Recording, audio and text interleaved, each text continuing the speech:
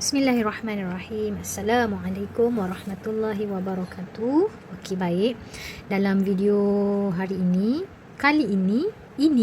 cikgu akan menerangkan beberapa topik di awal bab daya dan gerakan. Okay, yang pertama kita lihat kepada gerakan linear.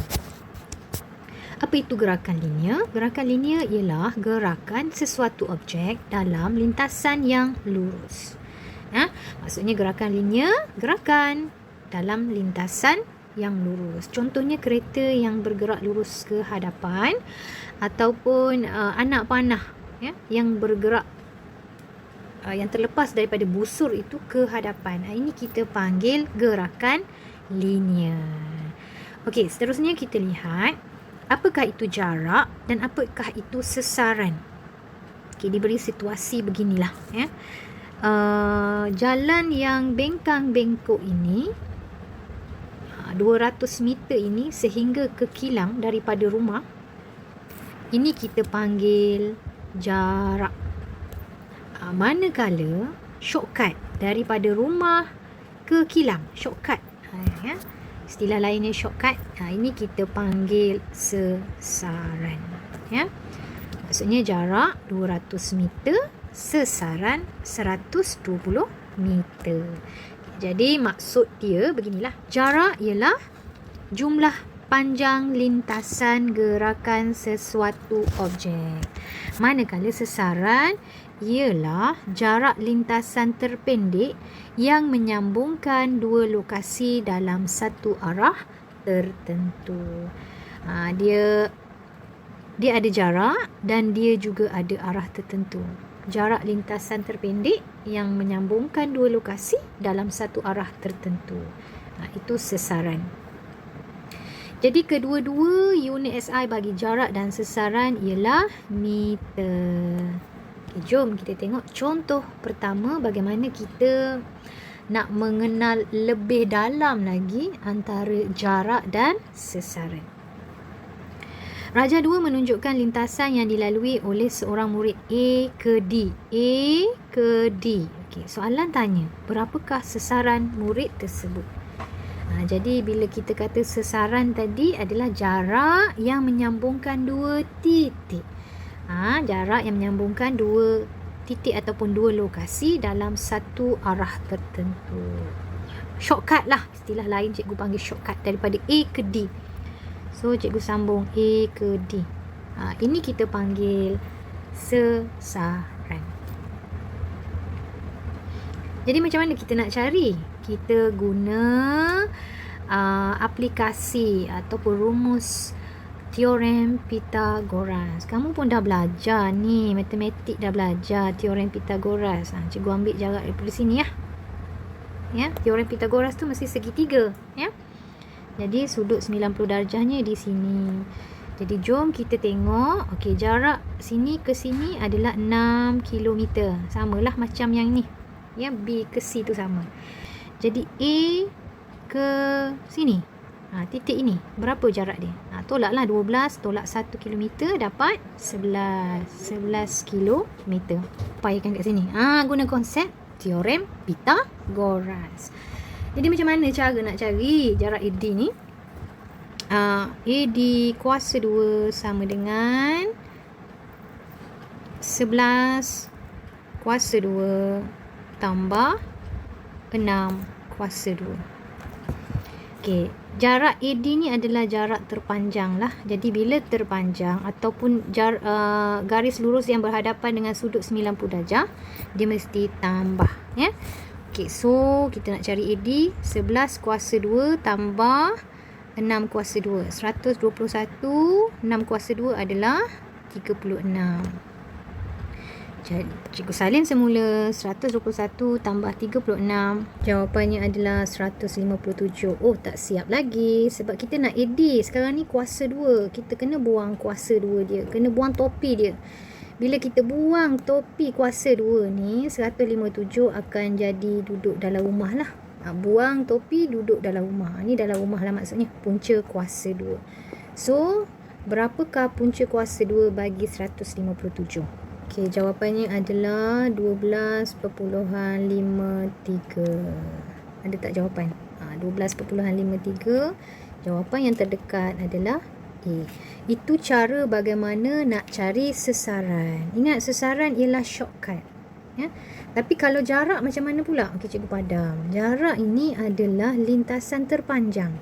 Ya. Lintasan terpanjang. Mari kita tengok maksud tadi. Jumlah panjang lintasan bagi suatu objek. Okey, dia bergerak daripada A ke B. Kat situ dah 12. Daripada B ke C, kat situ dah 6. Dia bergerak daripada C ke D adalah 1. Jadi 12 tambah 6 tambah 1 adalah 19. Ini adalah jarak. Okey, boleh beza tak jarak dengan sesaran? Okey. Kita tengok contoh yang kedua pula. Dia nak sesaran kan? Okey, bila nak sesaran, ni kita baca soalan. Rajah 2 menunjukkan jarak sekolah dari rumah Arash. Sekolah dari rumah Arash. Kirakan sesaran di antara sekolah dan rumah Arash. Kita sambung je lah. Sambung jarak daripada rumah Arash ke sekolah. Nampak tak bentuk segitiga? Jadi bila dapat bentuk segitiga, kita boleh buat teorem Pythagoras. Ni sebenarnya 3.5 ni dekat sini. Ya. Ni 3.5. Ini 4.5 dan kita nak cari jarak ni. Jarak ni. Andaikan cikgu letak XY lah. Ni titik X, ni titik Y, ni 90 darjah.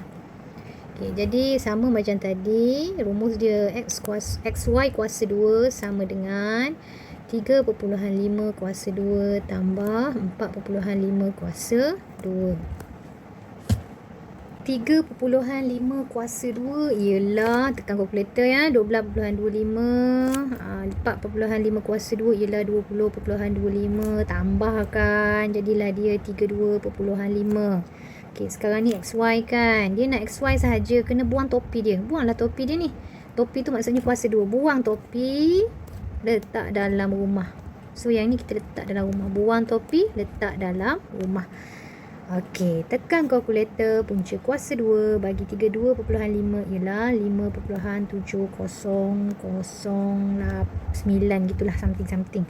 So bila kita bunda kan, kita dapat 5.7. Okey, ini adalah sesaran. Kalau jarak macam mana pula?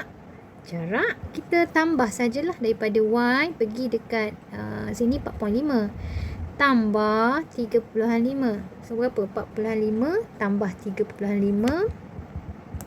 dapatlah jarak. Tekan kalkulator. Jawapannya adalah 8 km. Okey, ini bagaimana nak cari jarak. Dan yang ini pula cara bagaimana nak cari sesaran. Jadi cikgu sangat berharap kamu dapat membezakan apakah jarak dan apakah sesaran. Okey, kita tengok satu lagi contoh. Antara berikut, yang manakah contoh gerakan linear? Bila kata gerakan linear, ingat gerakan itu berada dalam keadaan lurus ataupun garis lurus. Dia bergerak secara lurus. So yang mana agaknya yang bergerak secara lurus?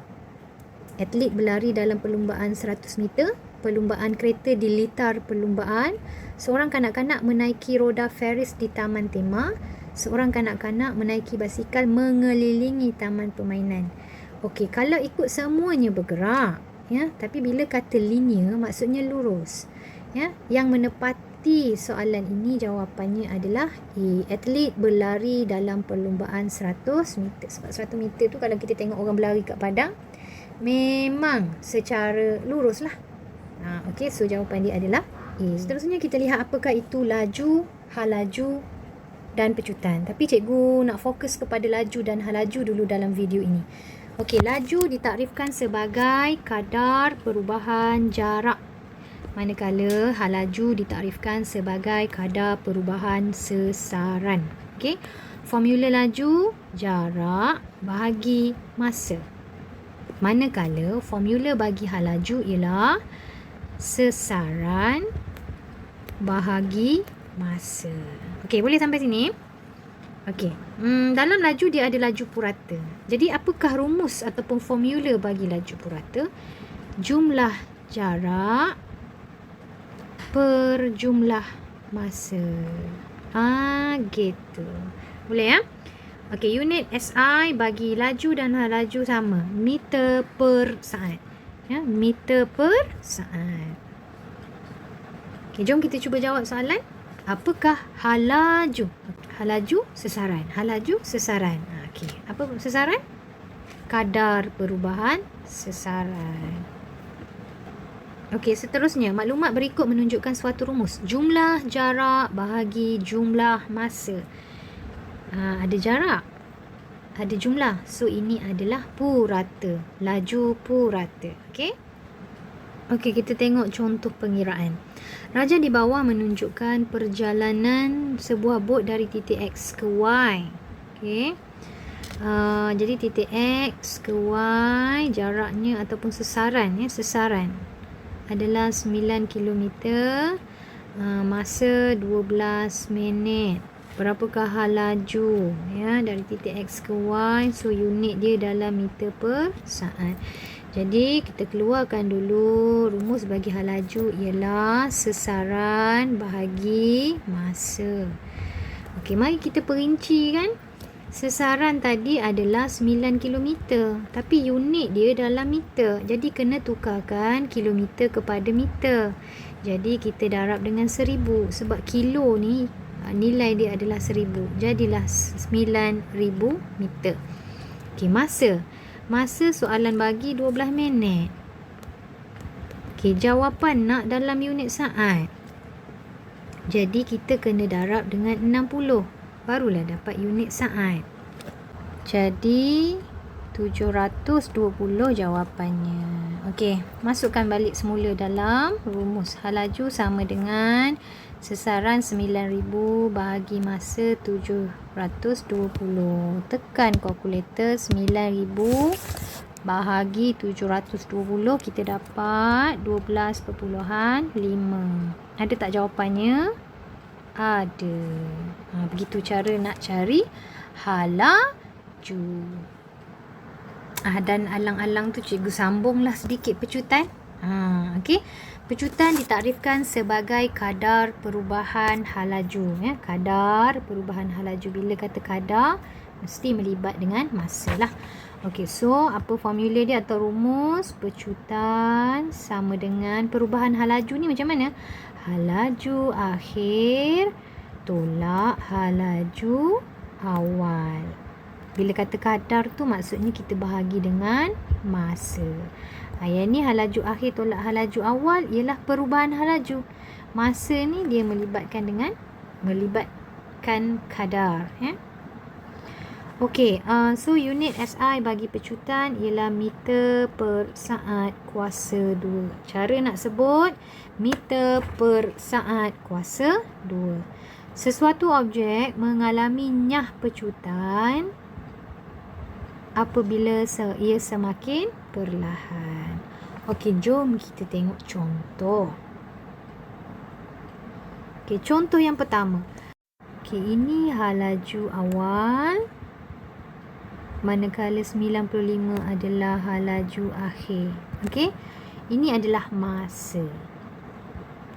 Jadi nak cari pecutan, formulanya atau rumusnya adalah pecutan sama dengan halaju akhir tolak halaju awal bahagi dengan masa. Okey, halaju akhir tadi berapa? 95. Masa halaju awal 55. Masa 20 saat. Jadi kita tekan kalkulator. 95 tolak 55 40 per 20. Bila 40 bahagi 20 tekan kalkulator, kita dapat 2.0. Okey.